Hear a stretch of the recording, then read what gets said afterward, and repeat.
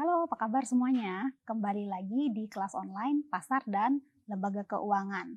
Masih bersama saya, Ida Ayagung Faradinawati dan juga Saya, Ibu Rohidi Rahim, dan kali ini kami kedatangan tamu istimewa, Ibu, Ibu Edi Yuniarti. Ini adalah bankir muda dari bank terbesar di Indonesia.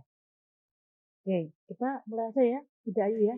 ya, Ya, kita langsung aja Bu kali Bu ya. Edi, mungkin bisa dijelaskan kepada teman-teman, bagaimana sih bank itu memperoleh sumber dana dan bentuknya apa saja?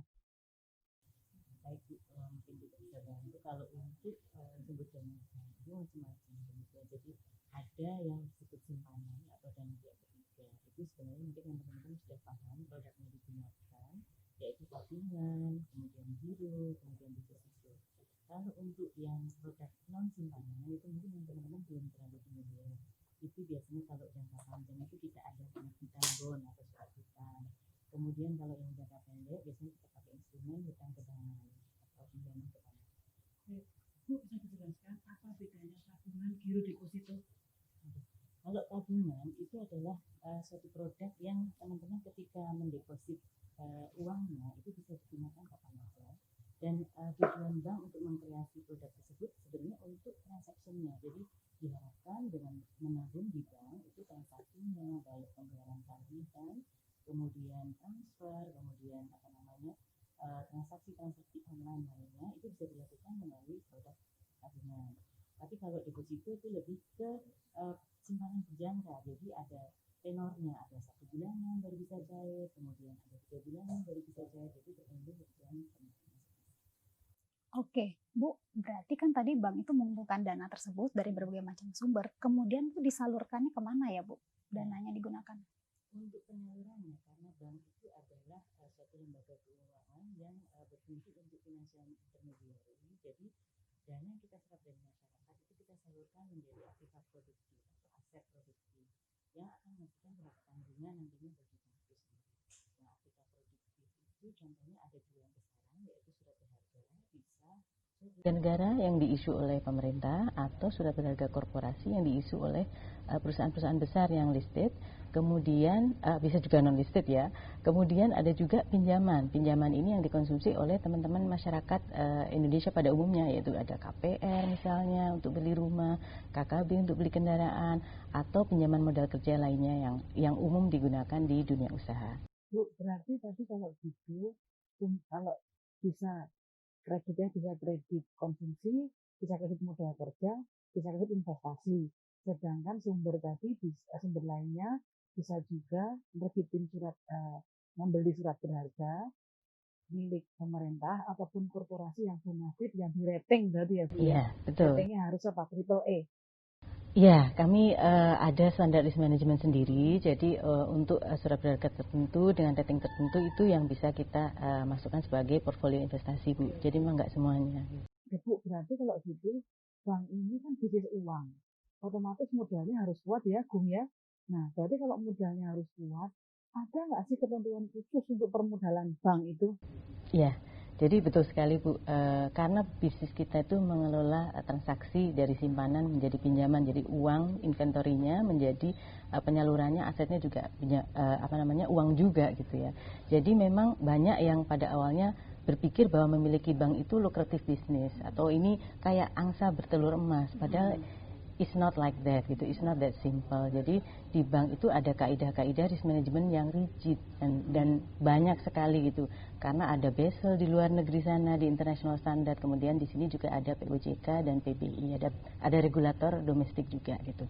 Jadi untuk memberikan sense bahwa pemilik bank atau pemegang saham bank itu juga harus punya skin in the game, maka ada kaidah atau ketentuan kepemilikan modal minimum bagi pemilik bank. Jadi ada yang namanya capital adequacy ratio atau kecukupan modal bank yang harus diukur dan dilaporkan secara periodik. Jadi kita ukur, ada bagaimana mengukurnya, teknisnya ada sendiri karena tergantung jenis risiko yang dikelola oleh bank tersebut gitu. Jadi Bu, tadi ada dalam negeri yang mengatur, ada OJK, ada Bank Indonesia. Kalau kita bicara internasional, ada Bank Internal Settlement yang selalu karena kantor pusatnya di Basel, disebut aturannya Basel 1, Iya, Basel 2, Basel betul, 3 gitu betul, ya. Bu. Iya betul, Bu. Oke.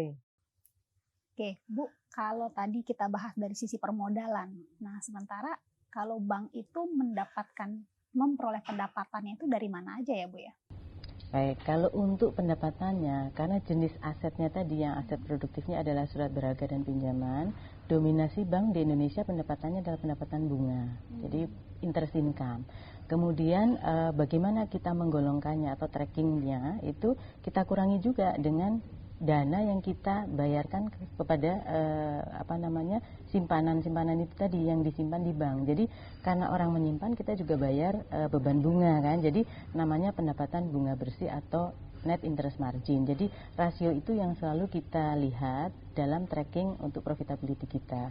Selain itu juga ada yang mulai sekarang tumbuh terutama sejak adanya era Covid ini, ya bukannya ini ya bersyukur dengan adanya itu tidak, tetapi kita juga ada compensating income, alhamdulillah itu adalah pendapatan fee income. Jadi karena transaksi online itu cukup banyak selama era kita belajar atau bekerja di rumah, maka kita juga dapat kenaikan dari fee income.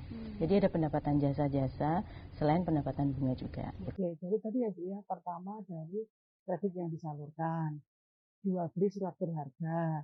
Kebetulan juga karena kita menggunakan fasilitas bank untuk transfer, untuk kemudian pakai mobile banking, itu ada fee yang harus dibayar ke bank, itu menjadi pendapatannya dari bank ya Bu. Oke, tadi kalau saya mendengar dari Ibu Eti, paling banyak itu adalah dari transaksi kredit ya, karena memang fungsi bank sebagai lembaga intermediary. Nah, jadi pertanyaannya adalah komponen-komponen apa saja yang dimasukkan dalam menghitung lending rate suku bunga pinjaman? Oke, jadi kita ke arah dapurnya bank nih ya. Jadi untuk dapurnya bank sendiri, jadi bagaimana kita menentukan komponen suku bunga pinjaman adalah paling besar itu dari biaya dananya. Jadi dana yang kita kumpulkan tadi ada biayanya, itu salah satu komponen yang paling besar. Nah, di dalam dana juga jangan lupa teman-teman setiap nabung di bank itu ada jaminan asuransi dari LPS, Lembaga Penjamin Simpanan. Itu ada biayanya dan itu kita blended jadi satu ke biaya dana, Bu. Kemudian selain biaya dana, itu juga ada biaya operasional. Nah, biaya operasional itu tentu saja gaji pegawai, kemudian biaya IT atau sistem, karena semua bank itu saya yakin core bankingnya juga mahal dan maintenance-nya juga mahal. Kemudian juga ada biaya logistik umum, ya ini yang paper lah, electricity, water, sewa dan sebagainya. Secara umum lah, D&A secara umum. Nah, makin kecil size pinjaman yang kita salurkan, rasio biaya operasionalnya akan semakin besar karena sebetulnya yang kita gunakan manpower-nya juga kurang lebih sama gitu. Jadi menagih kredit yang 50 juta kita menggunakan rasionya pasti terhadap size 50 jutanya jadi lebih besar. Jadi semakin kecil otomatis suku bunga rata-rata pinjamannya jadi makin tinggi gitu. Nah, yang ketiga itu yang spesifik terhadap bank adalah biaya risiko kredit. Jadi karena tadi suku bunga kredit, ada risiko bahwa kredit itu tidak akan kembali atau tidak tertagih kepada bank, maka kita cadangkan, namanya biaya pencadangan risiko kredit. Nah, perhitungannya cukup rumit, tetapi ada standarnya, ada pakai statistik model, kemudian pakai PSAK, pedoman standar akuntansi keuangan, lihat historicalnya, ada kaidahnya minimal berapa tahun ke belakang untuk dijadikan acuan dan sebagainya. Nah, itu akan menghasilkan suatu angka tertentu yang kita jadikan sebagai salah satu komponen penentu gitu. Singkatnya ada biaya dana, ada biaya overhead, ada prime ini ya, risiko, risk premium yang diharapkan ya. Nah, kalau risk premium berarti tergantung dari pemilik banknya ya atau pengelola banknya ya. Oke. Nah, berarti itu tadi kita bahas tentang cara untuk menghitung lending rate-nya gitu ya. Nah, kalau misalnya saya dari orang awam nih, terus saya pengen lihat nih bank ini bagus nggak sih? Nah, itu indikator untuk melihat kinerja suatu bank itu bagus atau tidak itu apa aja Bu biasanya? Bisa dikatakan dari sisi investor mungkin ya. Iya. Jadi bank juga soalnya.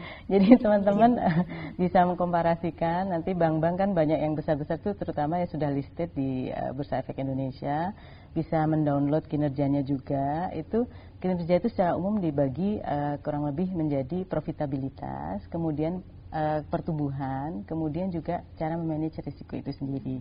Nah, kalau untuk profitabilitas itu secara umum kita kan ROA dan ROE ya pasti ya, return on asset, return on equity. Tetapi untuk bank secara spesifik tadi yang saya sampaikan ada margin bunga bersih atau NIM. Kemudian juga kalau untuk growth itu yang kita lihat dari sales growth adalah growth pinjaman atau growth simpanan, itu menunjukkan seberapa kompetitif kita terhadap industri perbankan pemain lain lah pada umumnya.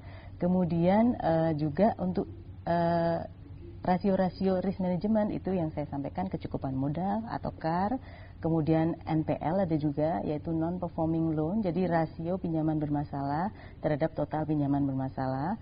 Kemudian juga rasio liquidity risk yaitu rasio intermediary sekaligus liquidity risk, jadi loan to deposit ratio, berapa rupiah yang kita salurkan dalam bentuk pinjaman dari setiap rupiah yang kita ambil dari simpanan, jadi pinjaman terhadap simpanan gitu, yaitu menunjukkan produktivitas sekaligus liquidity risk.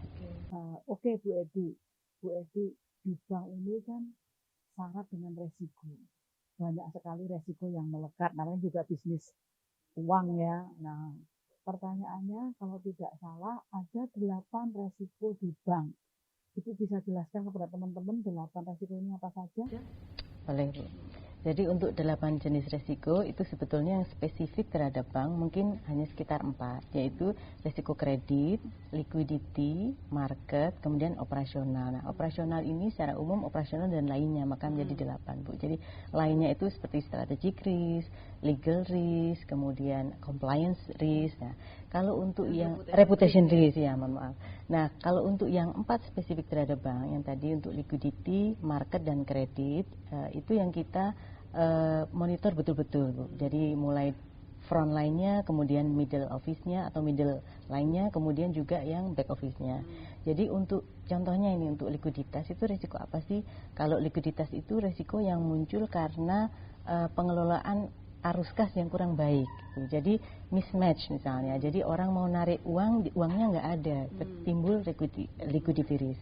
Bisa juga dari faktor eksternal karena terpicu reputation dulu, lalu terjadi rush, ketidakpercayaan terhadap bank, lalu muncul liquidity risk karena uangnya ditarik jadi nggak ada karena semua orang menarik di saat yang sama. Nah, oleh karena itu kita monitor rasio-rasio bank itu antara lain itu ada net stable funding ratio, kemudian ada liquidity coverage ratio. Kalau untuk short term, terutama untuk mengantisipasi rush tadi, kita monitor liquidity coverage ratio itu kira-kira penarikan dalam 30 hari ke depan atau 1 bulan ke depan itu berapa, lalu liquid asset yang kita pegang, instrumen likuiditas kita berapa, cukup enggak, berapa persennya. Nah, itu harus di atas 100%, itu untuk short termnya. Kalau untuk net stable funding ratio lebih ke long term, jadi dari struktur dana kita yang ada simpanan, ada kemudian penerbitan bond dan sebagainya, itu yang stable berapa persen sih, nah itu yang kita lihat, makin tinggi otomatis makin bagus. Nah, kemudian kalau untuk yang market risk itu sebenarnya ada 2, yaitu interest rate risk atau suku bunga dan exchange rate risk atau nilai tukar. Jadi kalau untuk suku bunga itu misalnya suku bunga bergerak ke atas tapi kok kita struktur aset liabilitiesnya nggak in favor ke sana sehingga NIM kita turun kalau suku bunga bergerak ke atas atau sebaliknya. Nah, itu kita selalu ukur menggunakan analisis sensitivitas, Bu. Nah, kalau nilai tukar juga sama, kita memonitor aset kita yang terekspos terhadap nilai tukar itu berapa persen, liabilities berapa persen, gede yang mana gitu. Nah, secara umum karena kita tinggal di Indonesia itu kita biasanya terhadap US dollar itu selalu terdepresiasi ya, long term trennya ya kalau kita lihat, biasanya bank-bank besar itu lebih prefer untuk ngambil long position di US dollar, biasanya begitu. Yaitu pakai posisi devisa neto atau net open position. Jadi rasionya juga biasanya didisclose di laporan keuangan bank. Kalau untuk credit risk, rasio yang kita lihat itu non performing loan atau NPL tadi. Nah, itu manage-nya mulai dari proses prakarsa kreditnya, mulai dari orang mau ngambil kreditnya gitu, Bu. Jadi mulai dari karakternya kita lihat, jadi analisis kondisi bisnisnya bagaimana, kemudian capitalnya atau cukup nggak modalnya, kapasitasnya dia mengelola bisnis itu kira-kira bisa atau tidak. Kemudian juga ada terakhir yaitu kolateral, itu jaminannya bagaimana. Nah, jaminan ini kadang-kadang bisa digantikan tergantung struktur kredit oleh asuransi penjamin kredit. Ada juga asuransi penjaminan ya. Ada, Bu. Iya. Jadi kalau untuk kredit lebih rigorous Kalau di memang. Indonesia ada Aprindo, ada Jampindo, Iya. ada Jamprida ya. Iya, betul, Bu. Oke, berarti tadi Ibu juga udah jelasin sedikit ya Bu ya tentang proses 5Cs yang ada di sini. Nah, kalau selain nah biasanya apakah bank itu punya preferensi nggak sih Bu industri apa yang betul, kemudian yang mana yang agak kurang favorable gitu tuh ada nggak sih Bu biasanya? Ada, Bu, ada. Jadi kita selalu juga secara periodik ya mereview kembali loan portfolio guidelines. Jadi pinjaman-pinjaman ke sektor mana sih yang bisa kita tumbuhkan lebih daripada sektor yang lain. Nah, itu bergantinya makro, otomatis review terhadap loan portfolio guidelines itu juga harus dilakukan. Oke. Berarti secara keseluruhan orang Indonesia ini kalau pikirannya duit langsung ke bank kan, apakah itu yang lebih maupun yang kurang. Yang lebih naruhnya saving ya dari tabungan, giro, deposito, yang kurang ngambil kredit konsumsi, kredit modal kerja atau kredit investasi. Nah, oleh karena itu dapat dikatakan Indonesia ini dikategorikan sebagai bank-based country, yaitu suatu negara yang mayoritas kegiatan perekonomiannya bergantung pada perbankan. Dan kalau kita bicara perbankan Indonesia, kita sudah memiliki alat regulasi selain BI dan OJK, juga ada lembaga penjamin simpanan ya.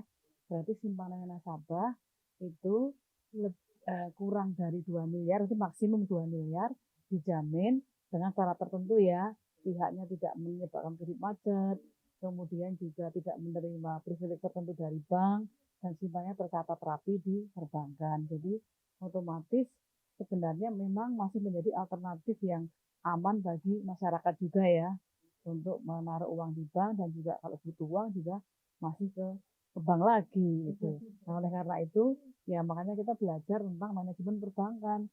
Nanti supaya teman-teman yang melihat video ini siapa tahu tergerak ingin menjadi bankir seperti Ibu Eti. Ibu Eti ya. Oke, jadi tadi itu kayaknya udah lengkap banget ya Ibu penjelasannya. Terima kasih banyak Ibu Eti udah mau join bareng sama kita Collabs. Nah, itu tadi kita pembahasan tentang bank komersial. Semoga videonya bermanfaat. Sampai jumpa di video-video kita berikutnya. Keep on watching. Terima kasih.